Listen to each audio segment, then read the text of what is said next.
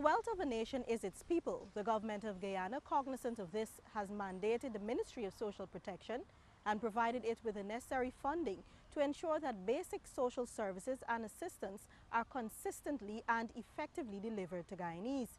This week on the Government in Action, we will examine the critical areas that fall under the purview of this ministry and how these programs and policies are impacting positively on the lives of Guyanese and the country as a whole.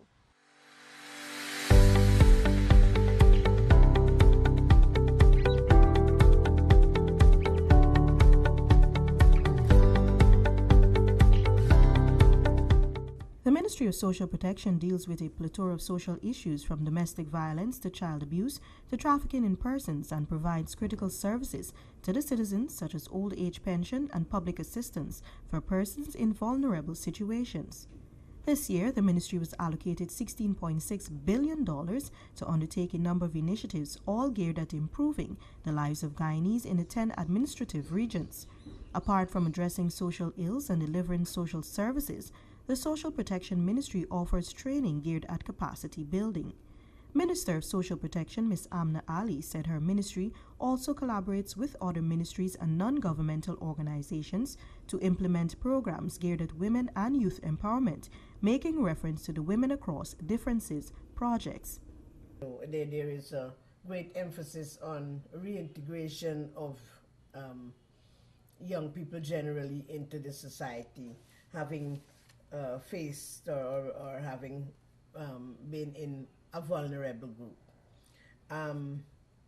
We are also looking at what we call shade house programs, and this year in 2017 we propose to have about 30 of them.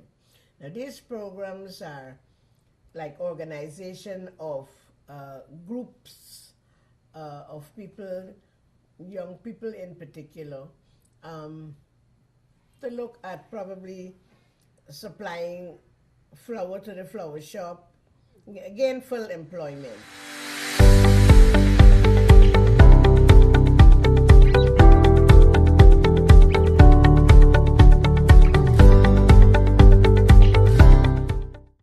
The government of Guyana has included in the mandate of the Child Care and Protection Agency the authority to ensure that all Guyanese children have access to the best care and support aimed at promoting their healthy development, thus enabling them to reach their full potential. This agency is within the Ministry of Social Protection and was formally created by an Act of Parliament, the Child Care and Protection Agency Act 2009. The mission of the agency is to prevent, reduce, and alleviate the effects of the abuse and neglect of children by the provision of effective services that their rights entitle them to in their communities and in their family setting. Responsibilities of the Child Care and Protection Agency include, but are not limited to, providing psychosocial support and other assistance to vulnerable families, responding to child abuse reports, and providing safe places and recovery for victims. Head of the agency, Ms. Anne Green, during an interview with Government in Action on June 12, 2017, said that the agency is focusing its attention on public awareness to prevent child abuse in the country, given the devastating effects it has on children.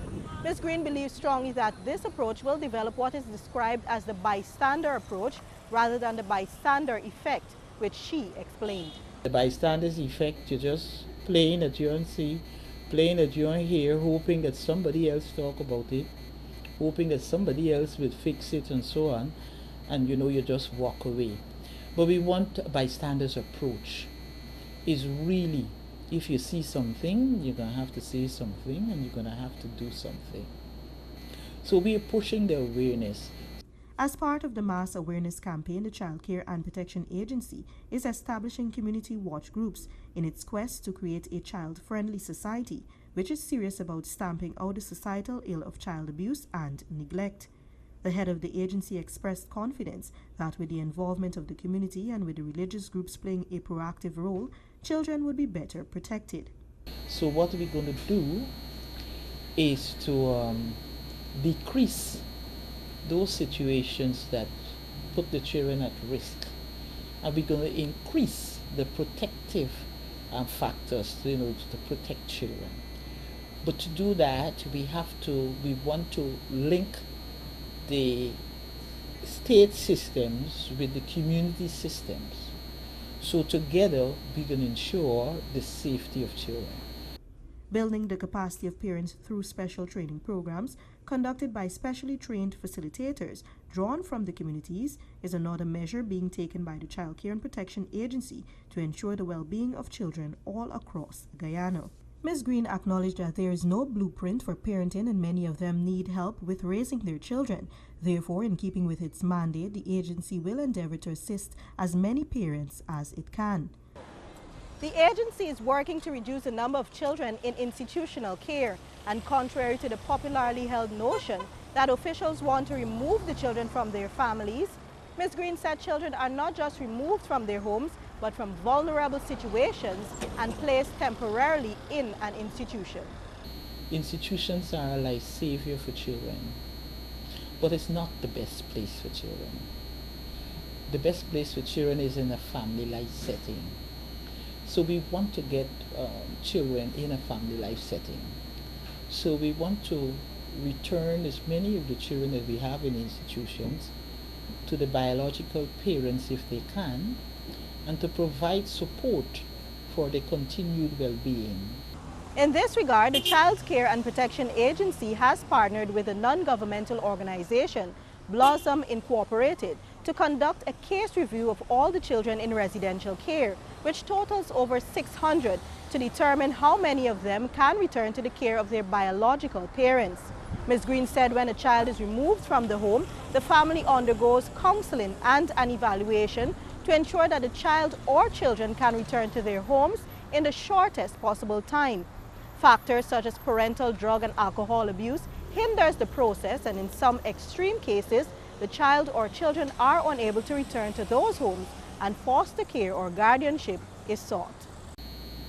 It's challenging because some of the vulnerability will take quite a lot of resources to fix. Because what we have found is that parental substance abuse is a factor that creates vulnerability for children. So it means we have to get that parent into rehabilitation and to sustain it, to be able to provide that parenting role. The Child Care and Protection Agency is also extending its foster care program and calling on suitable persons to come forward and foster a child. Early childhood development also falls under the purview of the Child Care and Protection Agency, and with over 300 daycare facilities on record, the agency is working to have all such facilities registered and licensed this year, with emphasis on ensuring conducive environments for the development of children who are at a very critical stage. In addition, the Teenage Pregnancy Prevention and Empowerment Program, which is a collaborative effort with the agency and several non-governmental organizations, is moving apace and is geared at sensitizing teens on the implications of early pregnancy and risky sexual behaviors. The 12-week program also focuses on sexual reproductive health, and the participants, the majority of whom are drawn from the school system, are assessed over a one-year period following the completion of the program.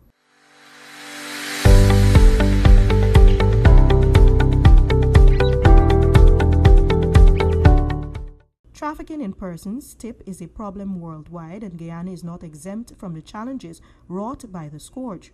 However, with a task force comprising several agencies and the officials of Countering Trafficking in Persons Unit of the Ministry of Social Protection, there have been more convictions and several persons being saved from the grips of traffickers. President David Granger, speaking on January 18, 2017, at the launch of the National Plan of Action for the Prevention and Response to Trafficking in Persons 2017-2018, said that his government is committed to reversing the indifference shown by the previous administration towards the incidents of trafficking in persons by enhancing education and strengthening enforcement in order to eliminate the scourge entirely. The government of Guyana today is committed to reversing this indifference towards the crime of trafficking in persons. We will do so by enhancing education and by strengthening enforcement in order to eliminate the scourge entirely. The strict enforcement of human trafficking laws requires action on a wide range of fronts, sensitizing the public to the effects of trafficking in persons, and building institutional capacity to enforce the law. Trafficking in persons is high on the ministry's agenda, and Minister Halley has assured that her ministry is working relentlessly to stamp out this scourge that has afflicted Guyana. And since then also we have had raids where people have been arrested and they have to appear before court and so on. But we are very, very serious with trafficking in persons. We believe that it must be stamped out. And so we are making every effort to ensure that that program is really successful. Over $12 million has been budgeted this year to counter TIP, and the government of Guyana has promised that it will continue to invest in the TIP unit. While successful prosecutions are important, the cycle of trafficking, Minister Ali noted, cannot be broken without protecting the rights of trafficked persons and introducing effective strategies to prevent trafficking. Meanwhile, Director of Social Services Mr. Wentworth Tanner, in a recent interview with Government in Action, said that the Countering Trafficking in Persons unit has been working around the clock to raise awareness and to provide support services to survivors of TIP. To the work not only of that department, but the task force in general and all the members of the task force. They are responsible for Guyana being making significant improvement and being taken off of the watch list last year. And we're hoping that with the work that we're continuing to do by doing awareness and sensitization and providing support to victims and survivors of trafficking, we will continue to move in the right direction.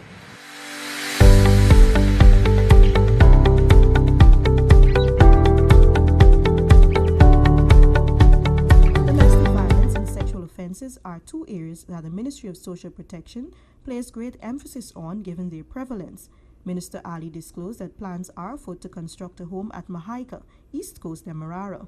With assistance from the Islamic Development Bank, some 20 families or 100 persons who have been victims of domestic violence and or sexual abuse would have a place to find solace while they get back on their feet. We are in the process of tidying up our project document, but that facility will not be concluded in 2017, but we are going to start it. And so we are paying a lot of attention to things like domestic violence. Public awareness and training of relevant stakeholders across various ministries and agencies are two major measures being undertaken by the Social Protection Ministry to tackle domestic violence. The Director of Social Services said that the Cut It Out radio program is part of this campaign to counter the phenomenon. He acknowledged that it is a challenging area for the department. We have a lot of work to do, and we recognize that. But with the assistance of the department and their commitment, I have no doubt that we will be making significant inroads when it comes to mitigating, or not mitigating, but reducing this nasty scourge in our society. The National Task Force for the Prevention of Sexual Violence, which includes various stakeholders, is also working to reduce the prevalence and ultimately the eradication of sexual violence in Guyana.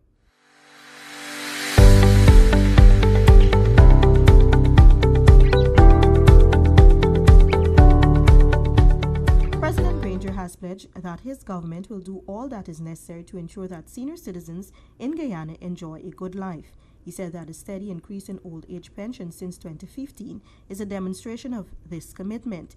In 2015, when the administration took office, the old age pension was $13,125, and with the passage of the 2017 budget, the amount now stands at $19,000 per month. Every Guyanese citizen who has attained the age of 65 and older and living in Guyana is eligible for old age pension, and to date, some 51,000 persons benefit from this service, which is provided by the Government of Guyana through the Ministry of Social Protection. The Government of Guyana also provides public assistance to those persons who are permanently disabled and those in economically strenuous situations. Mr. Tanner, providing an update on the program, said a substantial number of children in the care of their grandparents who, because of illness and age, are unable to work and adequately meet their needs, currently benefit from public assistance. This assistance, which totals $7,500 per child monthly, is provided to persons deemed suitable following an evaluation process undertaken by officials from the ministry and involves home visits and budget assessments. We have a real focus on trying to ensure that we assist as best we can to provide those children with whatever we can do to enable them to go to school on a regular basis. The Ministry of Social Protection has a huge task with various social ills confronting officials on a daily basis. But with the support of the relevant agencies and the commitment by the government of Guyana to providing the necessary resources, Guyanese are assured of better lives and quality services. I am Stacey Carmichael. Join me again next week for another edition of Government in Action.